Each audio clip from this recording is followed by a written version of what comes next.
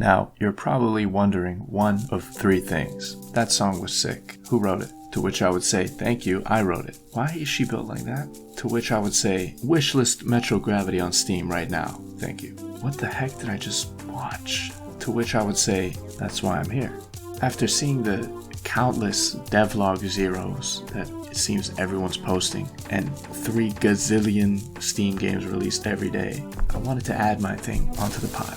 So essentially I'm making a Mario Galaxy Zelda-ish Metroid something-vania puzzle rhythm game. I'll explain. So it all started when I was making this project for fun, like I always do. I just make little stupid games. I try to learn. And I made a player controller that could run around objects and change gravity. I also added a skateboard and guns, and don't worry about why she's built like that. Wishlist Metro Gravity on Steam. But you know, I didn't really have the drive. Like, I didn't see where it was going. I wasn't like Timothy Chalamet from Dune. You know, I couldn't see the future of this game.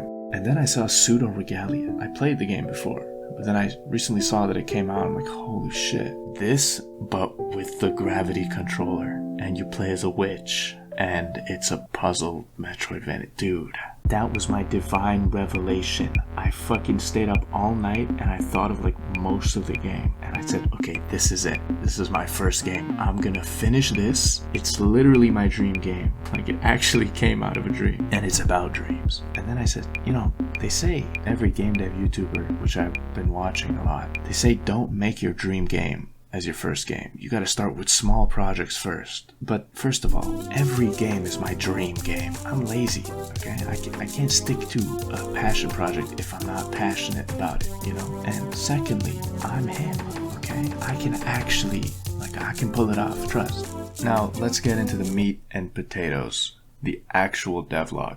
To start off, most games, at least I think, use a capsule as their player hitbox. This is good if you know where up and down is going to be, right? But the game's called Metro Gravity. We don't know where the down is going to be. Why don't we just make the hitbox a sphere?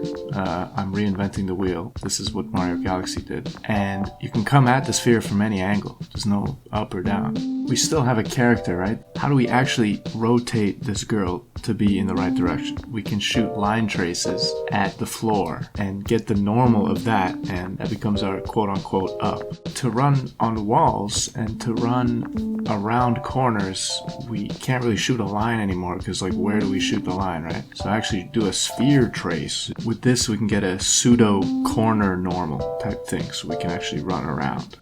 There's a lot of details I'm skipping because I forgot them and they're too boring even for me to talk about, and I'm the developer.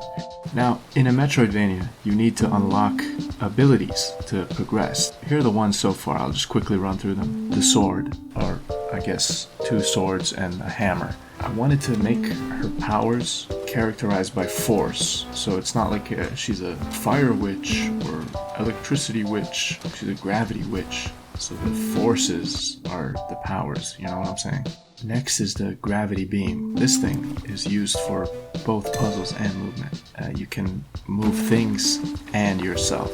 Honestly, the puzzle possibilities are insane. I just know they're insane. I have too many puzzle ideas. I will restrict your ability to place it. That's what this X is for. If you give the player too much freedom, that's like you don't have a puzzle anymore. Now, the next thing I added was the thread, needle and thread. Basically, with this thing, you can sew objects together and they'll get pulled towards each other. I'm not sure if I fucked up the physics or this is just like some weird consequence of like balls with different gravity pulling each other and also being a I don't know. It's also a grappling hook, by the way, of course, obviously. Finally, the hand. So the hand only allows you to rotate things specifically with fine control. It doesn't move anything because you already have the gravity beam and the thread to do that. You can rotate valves, mirror puzzles you saw in the trailer, stuff like that. I think it's pretty funny. Like it has a little thumbs up at the end. I think that's pretty cool. Alright, let's get into the music. I forgot to mention that music is like a huge part of the game. It's like one of the main things. So what that means is like everything is music related. The combat is all on beat. It's like the hi-fi rush. I made a system where I can make enemy attacks. I can make them on beat. on any part of the song. I can even control the pitch of sound effects, so like your parries, the dialogue, the abilities, everything. It's all in pitch. Anything that could be in pitch is in pitch. Also, your footsteps are on beat. The hand snaps. I think that's pretty cool. When you pull all the objects together, the beat of the thread, the characters are named after musicians I like. Blatantly ripping off JoJo's. We got Coltrane, it's Stephanie, Omi Till. That's it. I just want to make a world where you can explore, you know what I'm saying? You can see the inspiration from Pseudo Regalia and Majora's Mask, you know? I should probably mention this. This game is probably inherently not very accessible. Probably make you dizzy. You may or may not have to feel rhythm to fight enemies, but I don't know. We'll see. It's a passion project. Those are the mechanics. Sorry. So there's also a story. All my games have lore, but this one's gonna have like game theory level lore, okay? This is gonna be like, it's gonna be deep, trust. So essentially you wake up after clicking a scammy looking link and doing a survey. You're in the subconscious, you're in a shared dream. It's called the halls.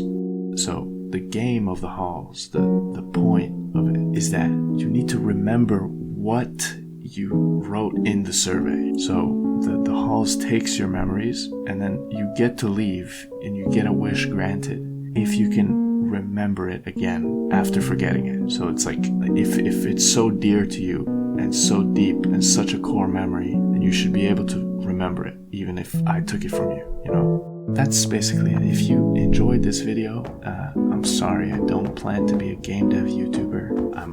Obviously I'm a game dev YouTuber, but I'm not gonna be like Yandere Dev 10 years later, no game, right? There's probably gonna be a few more devlogs. That's it, the game's out. Alright, end of story. Anyways, thank you for watching. Wishlist on Steam. Share, like, subscribe. Bye.